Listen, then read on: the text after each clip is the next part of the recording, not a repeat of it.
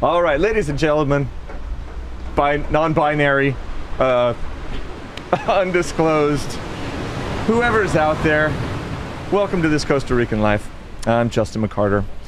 We are here today to talk about life in Guanacaste, life in Costa Rica, what's going on at the beach, just not much and a little bit of everything. I'm here with my friend Arturo Soto. He is president of the Surfside Owners Association. He's a businessman. He's a Tico. He's a nature lover, dog lover, and a guy I've had a pleasure of knowing this last couple of years. Arturo, welcome.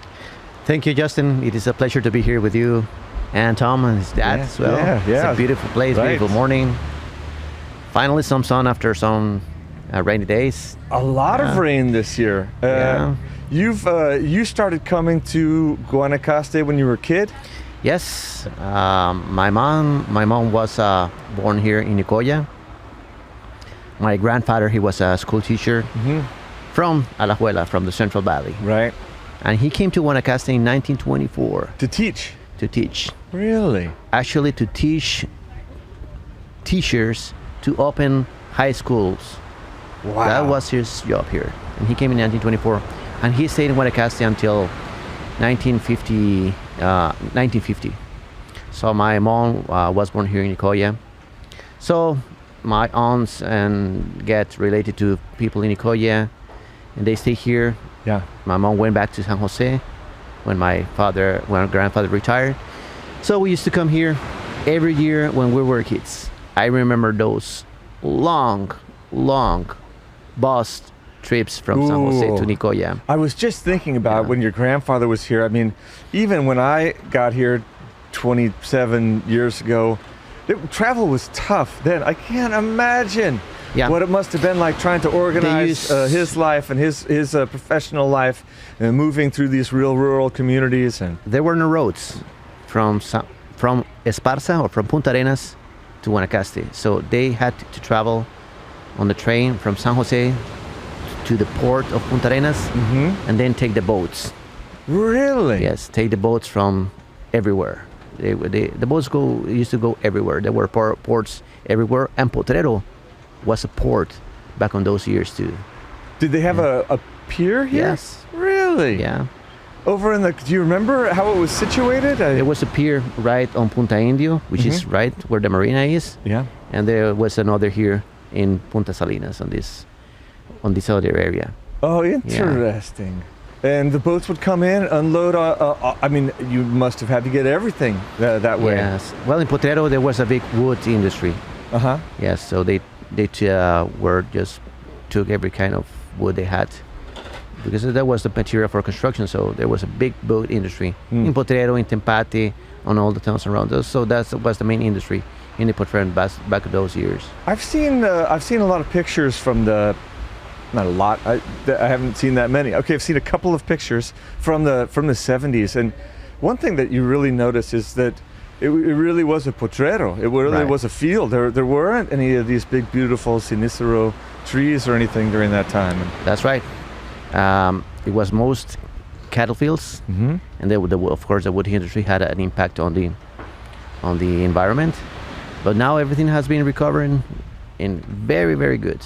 Yeah. You can see in the aerial pictures, everything is forest cover everywhere, so you can notice that very easy. We have an interesting perspective here when we do the podcast, because like everything behind you and the camera that's facing at you is incredibly lush and green right now, and then the episodes that we did in December and January, brown and dry and dusty, and the air has a whole different quality. So this area really changes and can rebound from things so quickly. That's one of the main characteristics of North Pacific in Costa Rica. The dry season is super dry. Everything becomes brown, arid, dusty. Yeah. Wildfires. Yeah, we were just talking about. We're familiar. Yeah. Tommy's house almost caught on fire. Late April, early May, the first rain's gone and everything becomes green so fast. In about 2 weeks, you can notice the change. Oh man, and all the flowering trees. Yeah. the Cortez Amarillo, the Canafistula, the Llama de Bosque. Yeah. All of those. It seems like as soon as it starts raining, those guys shoot out all their flowers almost immediately, and the millions of mango yeah, everywhere, all kind of mangoes. right. Yes, and the Guanacaste tree, yes, the fruit, we call it the choreja. It's you can see the chorejas everywhere. That's the little the spiraled seed pod. Yes. You mean? But you don't eat that as a fruit. Do People you? used to eat that. The Really? indigenous used to eat that many years ago, and people used to make soap to wash your clothes from that several years ago. Oh, that sounds Yeah. like a new hippie industry in the Yeah. waiting, right? Right. Dinner and luncheon. Yeah, Lenny Landrandi. That's And right, shade. Lenny Landrandi. Yeah. Yeah. So there's so many things that we love to share with people, so Yeah. they can get to know what we have here. What We're we really very have lucky here. It is incredibly beautiful. We have a lot to talk about. We have one of the things as the current president of the Surfside Owners Association. Those of you who don't know what the Owners Association, it's a group of the property owners, homeowners in the area, business owners as well, kind of chipping in on a yearly basis, helping to raise some funds. So we keep the drains going. We keep the trees trimmed back on the corner so you can see down the road before you pull out into the main highway. Trash pickup. There's so many things that the association does. And as the town grows, it's interesting how many people show up that don't understand the natural aspect of life in Guanacaste. We had one of the funniest. I commented. We have the YouTube, or not the YouTube, the WhatsApp groups with all of the members, and we had somebody find a big boa constrictor. Right. And they, everybody is, what kind of snake is this? There's the pitchfork aspect. Everybody wants to kill any snake that shows up. There are a lot of people in the neighborhood who are very helpful in identifying snakes, making sure that people aren't just getting rid of any sort of animals and helping to identify, relocate. But it was a big boa. And I remember somebody commented like, what? Where was that in relation to my house? And then Take care of your pets. Take care of your pets. And they were just astounded that you would find a big boa constrictor in Guanacaste. And I was like, didn't you read the brochure, man? Right. I mean, we have all sorts of nature here. Yes. I just saw a big my dogs were going bananas right next to the fence because possibly I throw some of my green waste, my food peelings and stuff over the fence. There's an armadillo right next to the fence at our house, and dogs are going bananas over that guy. Yes. All those animals are our neighbors here, and they're very important for the environment. Super important. So we have to learn about them, and we have to learn how to respect them as well. And protect spaces for them. Unfortunately, this boa was found by some very responsible people and was released in a safe place. So the story goes. I certainly think that's what happened. Yeah. But I know, like my neighbor Juan is, he's a Nicaraguan guy, and he definitely has a kill the snake first, ask questions later policy. Right. So we're working on that. Yeah. It's a process. I work on that too. Yeah. Yeah. I know. So as the president of the Surfside Association, maybe you can answer this question for me. Why isn't it called the Potrero Marina? What is it called? It's obviously in Potrero Bay here. Yeah, that's a good question. Right? What is it? Why is it You the got me by Flamingo surprise. I Marina? never It's not thought on about that. Flamingo. It's in the Potrero Bay. I think it's unfair. And actually, Flamingo is not the real name of that beach. Oh, of course not. It was some stupid, land developer, right? Who saw Rosie at Spoonbill. Right. Yes, and they confuse it with flamingos, and they just shoot them for flamingo. The worst. So, but the real name is Playa Blanca.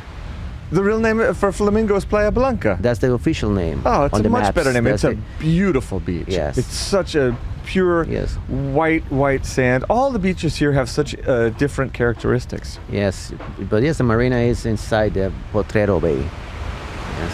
And you can see Potrero name on the maps and documents from late 18th century. And you can see that was the official name. I think they've misrepresented that marina. Yeah.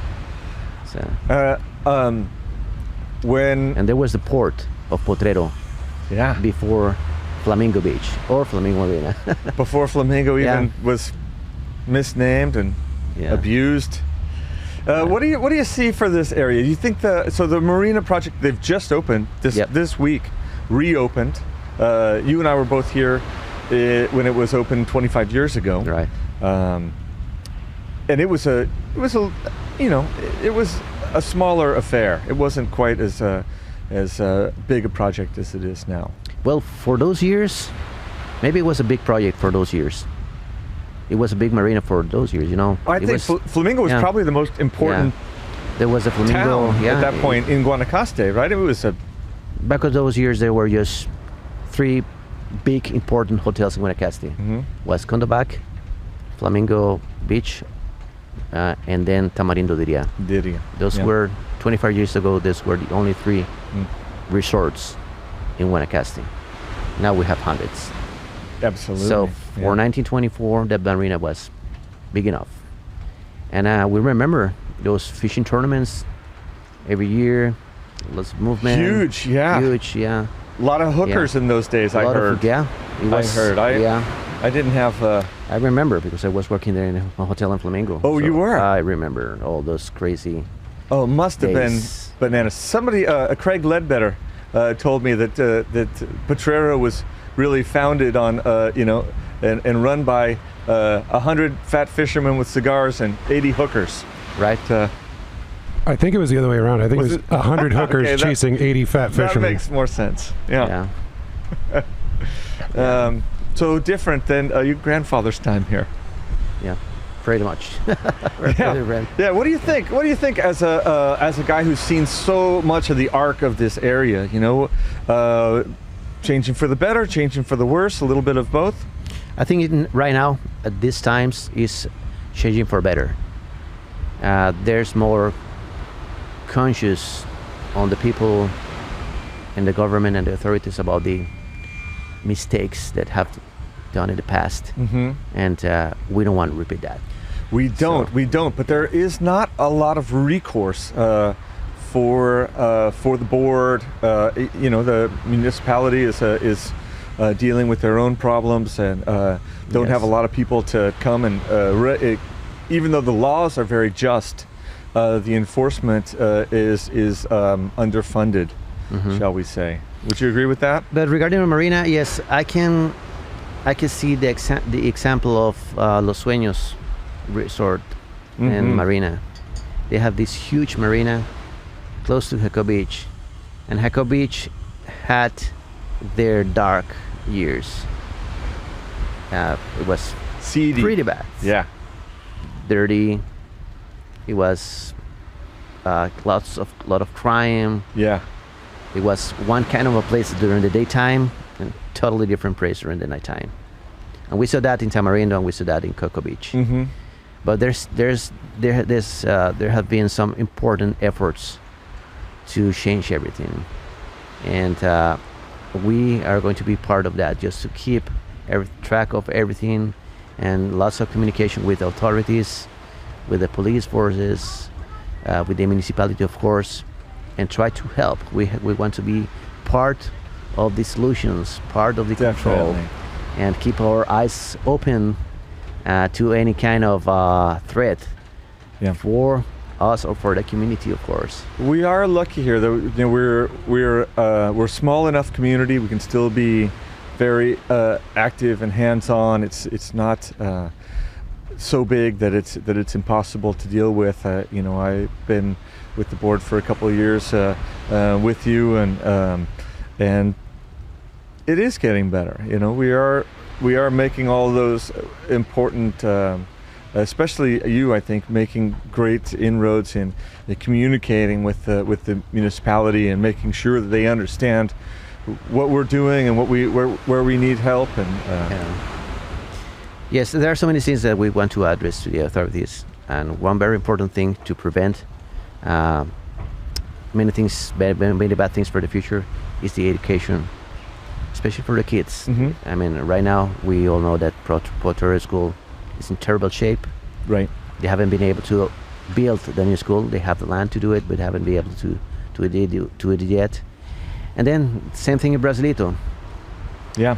But we're knocking doors, trying to set meetings with the authorities, because we want to get the kids to get good education, so in the future they can be good persons, professionals. Sure. And with culture and all the skills to face the challenges of the future, Yeah, and be able to provide for themselves and their families and make a good living here. And right. Yeah. And you can see La Paz school, which is great, super great example of the success for kids and the future. Yeah. We had Abel on the show a couple months back. Right. Yes. So another part of our community group is that we're attempting to become an ADI, which is we've talked about it at length, but the other people might not understand about what how the different levels of government work. Potrero has formed has an ADI formed, and hopefully they'll be able to use that power to help the school situation. Can you kind of explain what an ADI is, why Surfside is attempting to put one together now, and what benefits we might get from that? Yes, well, you can see there's the different, in the government institutions in Costa Rica, you have the main government, the central government. Oh, thank you. Oh my God. So. Thank you. When I have coffee, my English is going to be better. Really? Yeah. I find that my Spanish is better with alcohol. Yeah. Really? Awesome, man. So we have the central government. I noticed an immediate difference. Yeah. Right. Oh, kind of a bitter British accent. Okay, so we have the main government, the central government, and we have with all the president, the vice presidents, and all the ministerios. Mm-hmm. And then we have the municipalities. Municipalities are the county governments. So for us, it's Santa Cruz. Santa Cruz, for us, Santa Cruz. It's one of the biggest counties in the country. Huge territory. But there's a small form of local government, which is the ADIs. Mm-hmm. ADIs is in Spanish, Asociación de Desarrollo Integral. So Integral Development Associations. So a business association, basically. Yeah, for development, for communities. So it's for each neighborhood can have their own ADI. So Potrero had their own ADI for many years, but a few years ago they got suspended by the main government for some different issues. So we in the SOA of Potrero, we became with the idea to develop into an ADI. Mm-hmm. And we apply for that to the government. And we're going really, really well on that. What are the benefits once we become an ADI? Once we become we can get government resources. Okay. For community and public services only. Such what are your immediate needs for Surfside, do you think? Roads, drainage. Yeah, drainage, sidewalks. Yes. Yeah, that will be very important. And of course, we have to have a community hall, and then we can have parks, basketball courts, trails. Come on, within the green football. zones. Arturo, football, of course. Yeah. Are you a football fan? Yeah, of course. Yeah. Saprissa? We lost last night. Yeah. Whoa. I heard a lot of yelling. Yeah. I only watch Copa Mundial. Sí. That's the only thing I can, All right. So we can get resources from the government. Mm-hmm. We can get resources from foreign governments and through embassies to develop what sort of situation could you see that happening? Excuse me? What kind of situation would we go talk to South Korea and see how they can help Surfside? Well, there's a big example in Liberia. There's a town or a neighbor called 25 de Julio. Okay. It was a new urban neighborhood developed 30 years ago with huge white streets, dirt roads, no sidewalks. It was pretty big. So they form a natty, and they apply for a program with the Canadian embassy, and they get all the resources, millions of colones, few $1 million, and they had the best roads in Liberia City. Really? It's in that town. And if I was Canadian, I'd be pissed. Yeah. So of course, there's a long process to get that, but it's possible. So, sidewalks would be amazing for this town. Everybody either walks on the road, right on the line where everybody's passing you about a foot to your side, or you're down in the ditch walking through the path, trying to stay out of the mud. And this place is growing really, really fast. We have seen a big change in the last 2 years. Oh yeah. Yeah. There were two triggers here in Potrero. The first one was Las Catalinas. 7-8 years ago, there was a first trigger for development. Okay. That's when we saw the main road paved. Yeah, before that, the road stopped at Flamingo, right? Sure, yeah. And then the second trigger now is the marina. So the marina is making all these things happening here in the area. Potrero and Flamingo and as well, around in Brasilito and other places. So you can see all the development expanding Absolutely. all around us. Not only the big projects like those two. I mean, Las Catalinas doesn't look like they're ever going to stop. Nope. It looks like they're just going to continue up that mountainside and keep putting houses there forever. Yeah. And respectfully, I don't think that beach is that great. They are open to that south swell, and that beach gets pounded sometimes. A small beach. They're a small beach for a big town. Beautiful. Yeah. And I think they've done a pretty good job. And I think that the marina has also done a good job. We can quibble about the small stuff. As a boat guy, we look at the slips for the boats, and it seems odd. Jeff has a slip over there for his 60-foot catamaran. Well, he's paying for a 60-foot catamaran. He's paying for every foot that he has, but the dock itself is only 40 feet. So I don't know what the plan was there. That's not sort of how it normally goes. Yeah. But we're looking forward to see big boats come here. Yeah, it'll be interesting to see if it gets as filled up as Los Sueños down the coast. Because that marina is $1 million boat after $1 million boat. Right. It looks like all the rich guys got together and ordered the same boat in different colors. And it's amazing when they have the fishing tournaments, 200 boats going out at the same time. Yeah. It's amazing. Yeah. That's a pretty area down there. We do a sailing regatta down there with La Fregata, the sailing club down there. Right. So okay, we're gonna talk to the Canadians. We're gonna talk to Japan. We're gonna talk to we have worked with the local municipality as a community. We've bought materials. They have machinery and they have people to run it, but they don't always have enough money to buy the lastre and to buy the stuff to fix the roads. And so we've managed that as a community. We've been able to work with Santa Cruz in order to get some things done around here. The municipality is a big challenge. Sure. For them too. I can't imagine just trying to run Surfside and keep this place somewhat normal is difficult.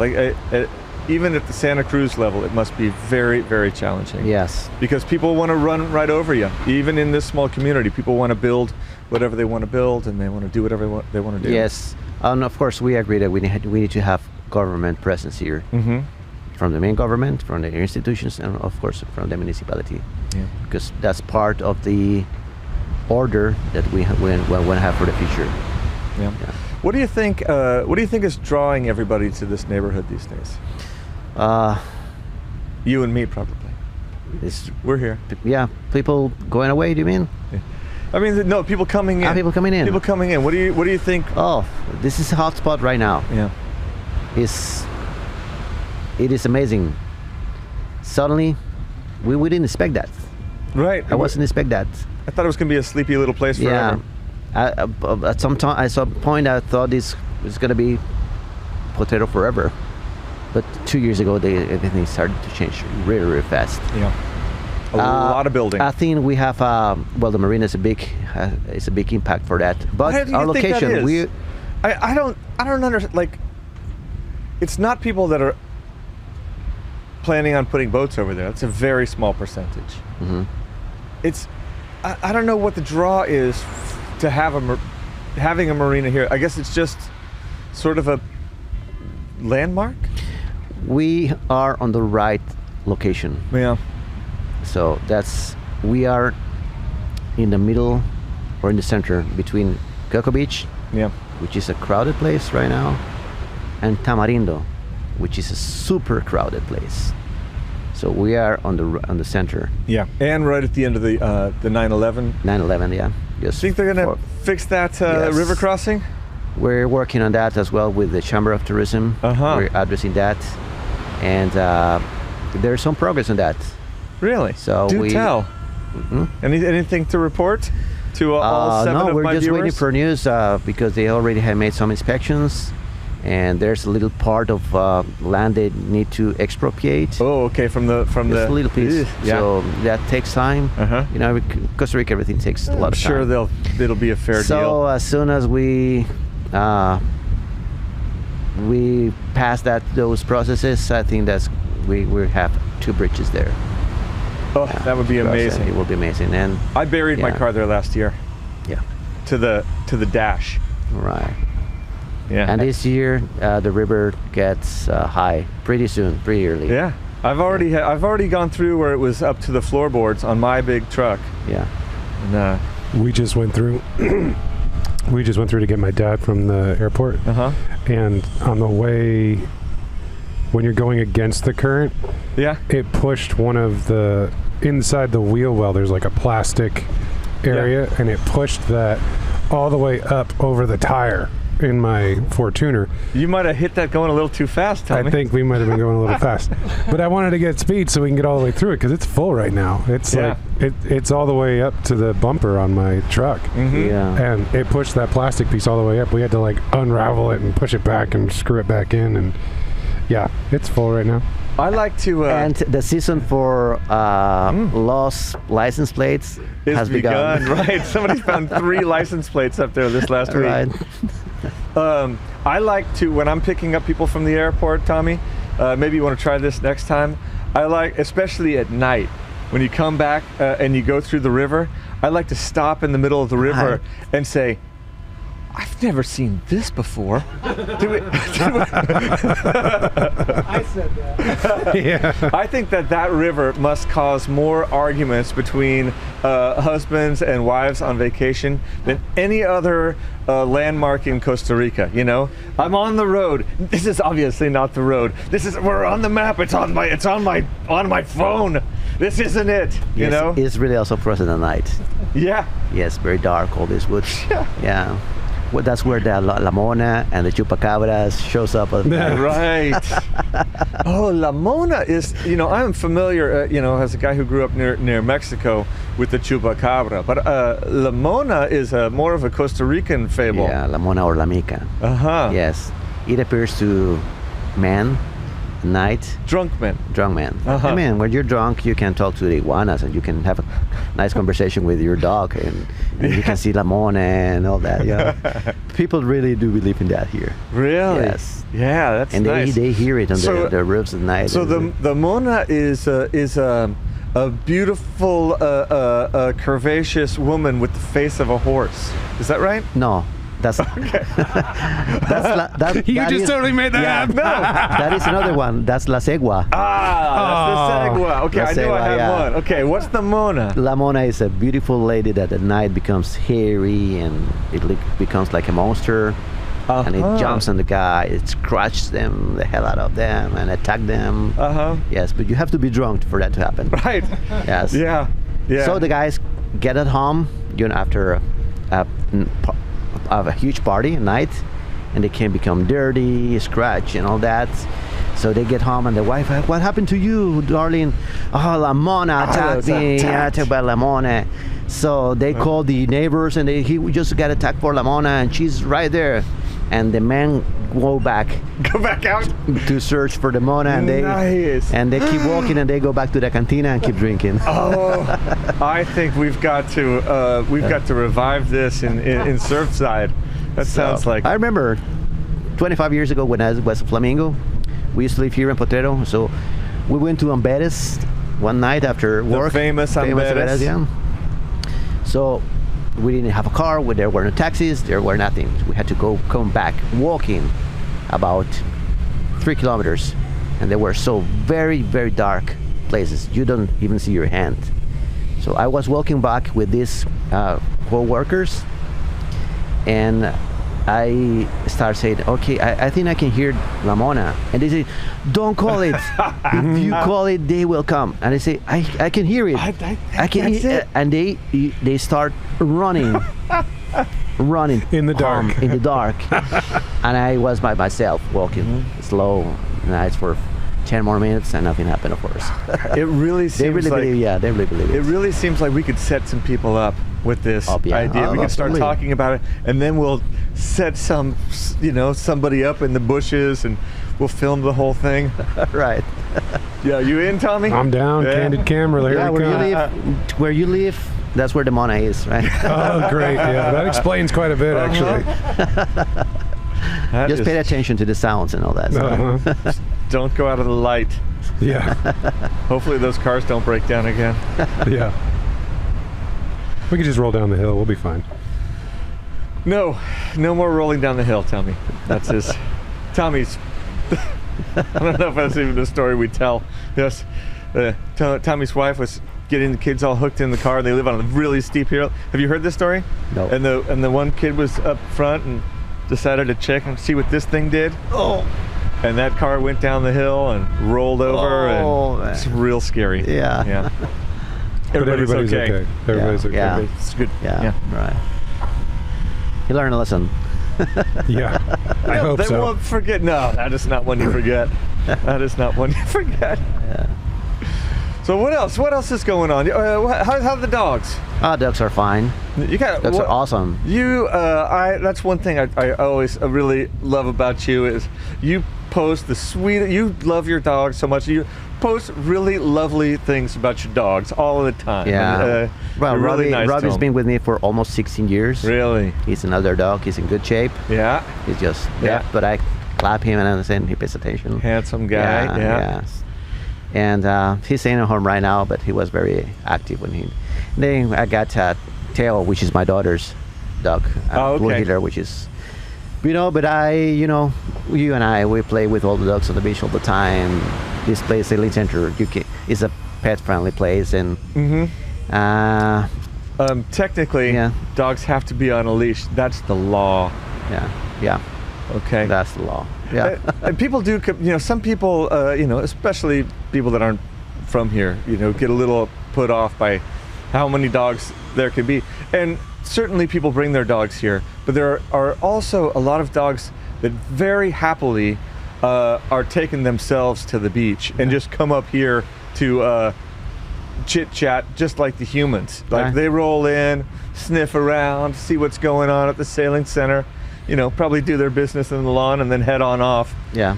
I had that happen. I was like, whose husky is this? Whose husky is this? And everybody's like, I don't know. It probably was tequila. And then it just jumped onto the beach and just walked away. I was like, well, guess I'm picking this one up. Right. So. But it's a great place to be a dog. Oh yeah, it is absolutely. All of this area, you can let your dogs, as long as they're good dogs. And most dogs off leash are a little better, I think, in my opinion. Yeah, of course. It's when they're sort of held back and they don't feel like they can defend themselves or get away. Right. That they get a little aggressive. Yes. I remember when I was working at Bahia del Sol as manager, I remember there was a Swiss couple that stayed for 21 days, 21 nights. So they went back home and they sent a complaint to the travel agency. And they sent me the complaint, of course, to answer that. Yeah. They were complaining about the dogs on the beach. Uh-huh. So, Right. And they're also complaining about the pelicans on the ocean. Really? Yeah. Can you take care of that, please? You know, I don't like all the diving. Yes, and they're going to complain it. So they mentioned the complaint because there was too many pelicans on the beach, on the ocean, and they make the beach or the ocean dirt or dirty. I don't know. Yeah. Yeah, people are amazing. So were they gringos? No, they were Swiss. Oh, Swiss. Yeah. So I took a deep breath, you know. Which is what you do before answering all your chats on the WhatsApp groups. Right. So I did some research before I answered, you know. And I told you, you know, having that much pelicans on the ocean here is the best proof that the health of the ocean. Absolutely. Because that proves that there are so too many fish for everyone. Yeah. So that's when we get the pelicans. We get the pelicans. We get the royal terns. Yeah. We get the brown-footed boobies and the I've turned into a birder. Yeah. In my 50s. So, and regarding dogs, I found that Costa Rica is the 5th country in the world that is most pet friendly with dogs and cats. Huh, interesting. So did you let them know? Yeah. Switzerland is the 50th, but Costa Rica is the 5th most pet friendly. So I said, thank you for your comments, no refund. Right. Yeah. Yes. Perfect. I mean, what can you do? Yeah. Here's why. But that's that's part of our job here, to educate people regarding snakes and regarding raccoons or regarding and try to help them. There are ways to prevent accidents to happen, because a snake will never attack you unless she gets threatened by you. Yeah, and that's not going to happen, of course. Yeah. No, I'm not gonna threaten any snakes. Yeah, well, of course, yeah. Yeah, it is our. I've always felt like my job here at the Sailing Center is to help people sort of take that deep breath and figure out all of their anxieties about things. Are probably, at least 80% of them are misplaced. Yeah, I mean, it's okay to see a scorpion or alacrán. Sure. We call it alacrán in your home, unless you are allergic. If it bites you, nothing's gonna happen. It's a little pain for. I think I have been beaten for scorpions 5 times in my life. One in my face. Ooh, they hurt. I went to the bathroom at night and just turned off the light and jumped in the bed, and the scorpion was in the pillow, so it sting me here. Just big pain for 2 minutes and that's it. Ooh, you get off easy then, because those things can hurt for a while sometimes. Especially if you have kids. Yeah, of course, yeah. With kids, my kids are terrified. One was crawling on one of my girls' shoulders. Didn't even sting her. And she wouldn't sit in that same seat for months. She's so terrified of having a scorpion on her. Yeah.